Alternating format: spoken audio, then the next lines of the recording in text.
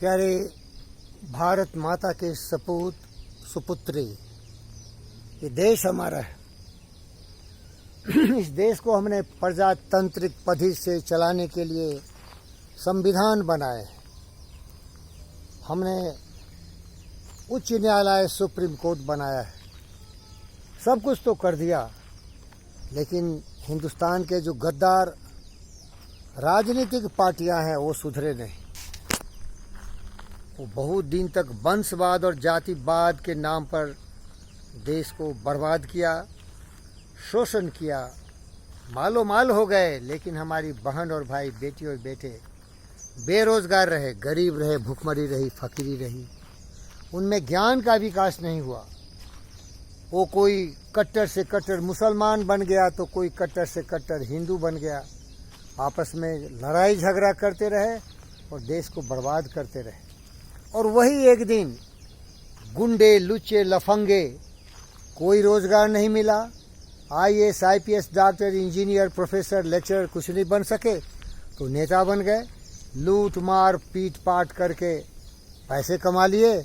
और ये जो गद्दार देश की जनता भी है उसको खरीद के वोट बेच लिया हो और इनको नेता बना दी। और तब ये पहुंच गए पार्लियामेंट में, असेंबली हॉल्स में। और क्या कर रहे हैं वहाँ?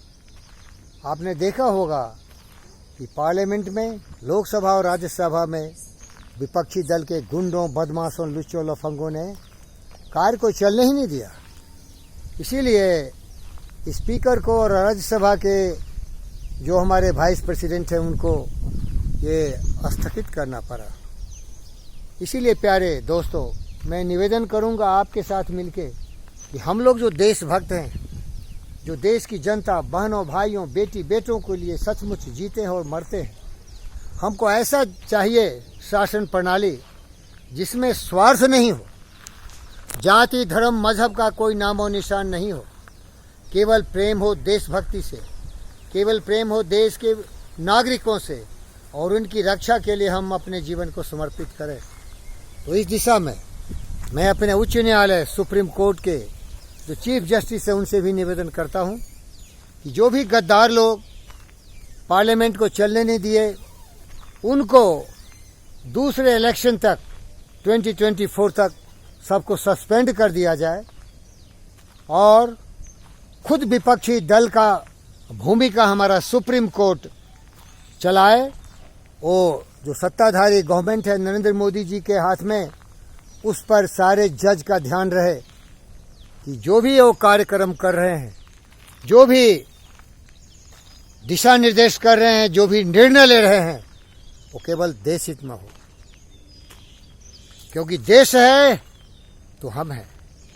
हमारे गद्दारों ने हमारे देश को लुटवा दिया। हजारों वर्षों तक ये गद्दार हिंदुस्तानी लड़ते रहे, भिड़ते रहे, झगड़ते रहे और बाहरी ताकतें या लुटेरे बन के यहाँ आए।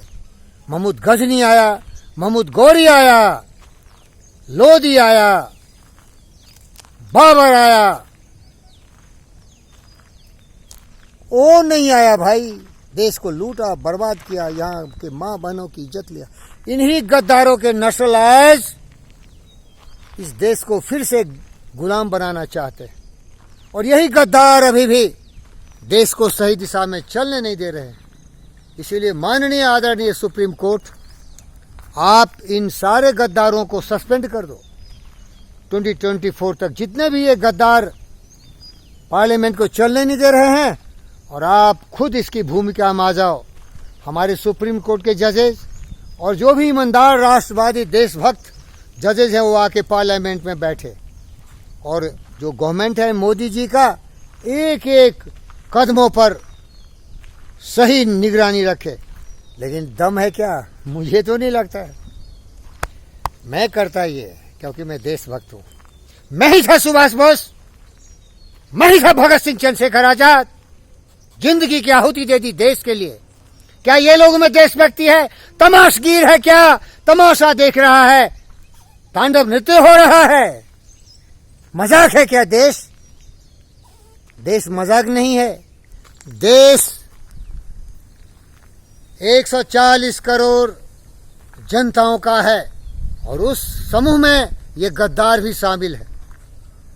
हमारे भोले भाले नागरिकों को भटकाते हैं, हमारी बेटे बेटे को धर्म के नाम पर, मजहब के नाम पर, जाति के नाम पर, क्षेत्र के नाम पर बांट देते हैं और फिर से अपना स्वार्थ की राजनीति करके सत्ता में वापस आना चाहते हैं और करोड़ों रुपए भ्रष्टाचार के रूप में लूट के विदेशों में जाके जमा करते हैं और आने वाली पीढ़ियों के लिए एक साम्राज्य स्थापित करते हैं। तो जागो हमारे हिंदुस्तान के बेटी बेटों, बहनों और भाइयों, लेकिन इसके लिए तो शिक्षा चाहिए ना, देशभक्ति की शिक्षा, देश के लिए जीना और मरने की शिक्षा।